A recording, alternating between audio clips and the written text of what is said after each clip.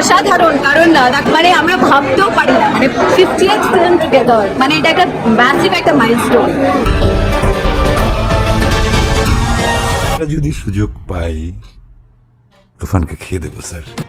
Superstar Shakib খানের তুফান সিনেমার hype এতটাই উপরে উঠে গেছে যে এবার কলকাতার অভিনেত্রী কোয়েল মল্লিক সুপারস্টার শাকিব খানের তুফান সিনেমা দেখতে ঢাকার সিনেমা হলে এসেছেন।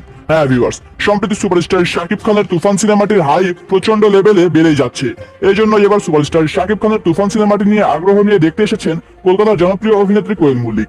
কোয়েল মল্লিক সুপারস্টার শাকিব খানের তুফান সিনেমাটি দেখে তার মন্তব্য শেয়ার করেছেন সামাজিক যোগাযোগ মাধ্যমে। গণমাধ্যমে কোয়েল মল্লিক বলেন, সুপারস্টার শাকিব খানের সঙ্গে তুফান সিনেমায় আমার থাকার কথা ছিল, কিন্তু বিভিন্ন জটিলতার কারণে আমি সুপারস্টার শাকিব খানের বিপরীতে নায়িকা হিসেবে অভিনয় করতে পারিনি। কিন্তু আমার পরিবর্তে সুপারস্টার শাকিব খানের বিপরীতে মিমি চক্রবর্তী অসাধারণ পারফরমেন্স করেছে তুফান সিনেমায়। তুফান সিনেমাটিতে সুপারস্টার শাকিব খান ও মিমির কেমিস্ট্রি দেখে সকলেরই ভালো লেগেছে।